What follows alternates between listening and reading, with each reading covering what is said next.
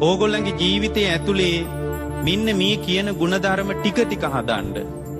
පින්වත්නි, දුක විඳින හැම වෙලාවකම හිතන්න, හැමදාමත් හිතන්න පරණ අකුසල සංස්කාරයන් ගෙවෙන බව. ඒ පරණ අකුසල සංස්කාරයක්ම දුක දකින්න.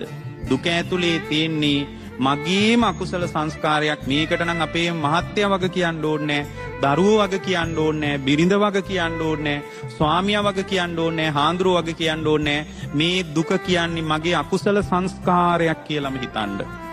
මේ මාසේ ඔබට දෙන කමටහන මේක. ඊට පස්සේ පින්වත්නි හිතන්න, ඒ අකුසල සංස්කාරයන් ගෙවෙනකොට ඒවා විපාක දීලා අනිත්‍ය වෙලා යනවා නේද කියලා හිතන්න. විපාක දීලා අනිත්‍ය වෙලා යනවා නේද කියලා හිතන්න. ඒක දෙක. තුන්වෙනි කාරණේ තමයි මේ අකුසලයේ පෙළන්න තියෙන්නේ නම් කුසලයෙන්ම නේද කියලා හිතන්න. ඒ නිසා මේ විදියට දුකින් බැටකන මට කුසලයක් උපදවනවා විනා වෙනනම් විකල්පයක් නැහැ කියලා මට තියෙන එකම විසඳුම කුසලයමයි කියලා හිතන්න. ඒක තුන්වෙනි එක. ජීවිතයේ ඇතුලේ සත්පුරුෂ වෙන්න හතරවෙනි එක. සත්පුරුෂයා හැම වෙලාවකම ශාලිකානෝන කෘතවේදී කෙනෙක්. මේ දිඹුලාගල පැත්තේ හරියට මී පැණි තියනවා නේද? මේ මට මොකද මම මේ බණට ඇවිල්ලා තිනවා මේ පැත්තේ මට හරියට මී පැණි පූජා කරලා තිනවා මේ පැත්තේ. ඔය මී පැණි හැන්දක් හදන්න මී මැස්සෙක්ගේ මුළු ජීවිතේම කැප කරනවා පින්වත්නි. කවුද මී පැස්සෙක් වෙනුවෙන් සාධාරණ ඉල්ලන්නේ? කවුරුවත් සාධාරණ ඉල්ලන්නේ නැහැ. අපිට මී පැණි හැන්දක් වුණාට මී පැණි හැන්දක් ඇතුලේ තියෙන මී මැස්සෙක්ගේ සම්පූර්ණ ජීවිත කතාව. සම්පූර්ණ ජීවිත කතාව. අඩක් නෙමෙයි. ජීවිතෙන් කාලක් නෙමෙයි. ජීවිතෙන් භාගයක් නෙමෙයි. සම්පූර්ණයෙන්ම ජීවිතය සාමාන්‍යයෙන් මී මැස්සෙක් මී පැණි හැන්දක් හදාගන්න මල් 1000ක විතර රොන් එකතු කරනවා පින්වත්නි.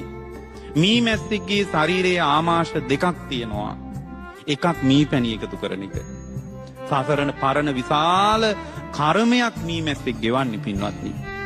ඔබ මේ මී පැණි හැන්දක් බෙහෙත් විදියට හරි ආහාර විදියට හරි ගන්න හැම වෙලාවකම මී මැස්සෙක්ගේ දුක දකිමින්ම මී පැණි ටික පාවිච්චි කරන්න.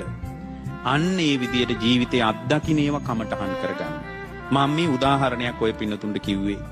ඔය විදියට ඕගොල්ලෝ පරිහරණය කරන දේවල් ඇතුලේ ඒකට අදාළ සන්දර්භයේ ධර්මයෙන් කියවන්න. ධර්මයෙන් කියවනකොට තේරෙවි ලෝකේ අසාධාරණ බව. ඒතකොට අසාධාරණ ලෝකයක ඕගොල්ලන්ට නඩු කියන්න හිතෙන්නේ නැහැ. අසාධාරණ ලෝකයක අයිතිවාසිකම් වෙනුවෙන් පෙනී ඉන්න හිතෙන්නේ නැහැ. එක දෙයක් හිතෙනවා. මොකද්ද? ලෝකෙන් නික්මිය යුතු බව. කවදාවත් මෙබඳු සාංශාරික දුකකින් මිරිගිච්ච ජීවිතයකට ආය මම එන්න ඕනේ නැහැ කියන අදහස නඩත්තු කරන්න පින්වත්නි.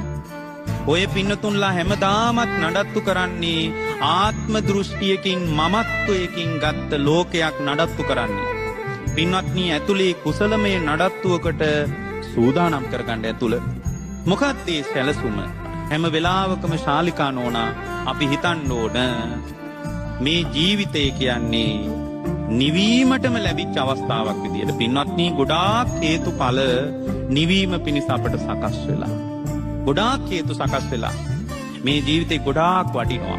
මේ ජීවිතය අතහරින්න නම් ලෑස්ති වෙන්න එපා.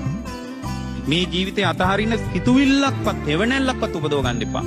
අහෝ මේ බඳු ජීවිතයක් මොකටද මැරිලවත් යන්නේ නැණි කියන මෝඩ කතාව කියන්න එපා. ඒක දුර්වල කතාවක්. මේ දිඹුලාගල අරණ්‍ය සේනාසනයට ආපු ගොඩාක් මව්වරුන්ට එහෙම ජීවිතේ පාවෙච්ච අවස්ථා ගොඩාක් ඇති.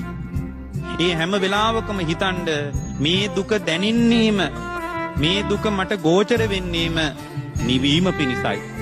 භාග්‍යවතුන් වහන්සේ වදාළේ දුක දකින ශ්‍රාවකයා තමයි දුකින් සදාතනිකව නිවිලා යන්නේ කියලා. ඒ නිසා පින්වත්නි මේ නිවෙන්න ලැබිච්ච මේ අවස්ථාව හොඳට ප්‍රයෝජනෙට ගන්න. ඒ වගේම මේ බුද්ධෝත්පාදය ගැන මනසිකාරය කරන්න. ගෞතම බුදුරජාණන් වහන්සේගේ සද්ධර්මයේ ලැබිලා නිකලෙස් මුනිවරු ඇසුරු කරපු භූමියක Tamanගේ ජීවිතේ විවෘත වෙච්ච එක ගැන සතුටු වෙන්න. මේ බඳු දුෂ්කර කාලයක වුණත් manussත්වයේ ඇතුලේ බුදුරජාණන් වහන්සේගේ ශ්‍රාවකත්වයේ ඇතුලේ ඉපදෙච්ච හම්බෙච්ච එක ගැන කෘතවේදී වෙන්න. ඒ බඳු කෘතවේදී ශ්‍රාවකයෙකුට ශාලිකානෝන සදාතනිකව නිවිලා යන්න පුළුවන්.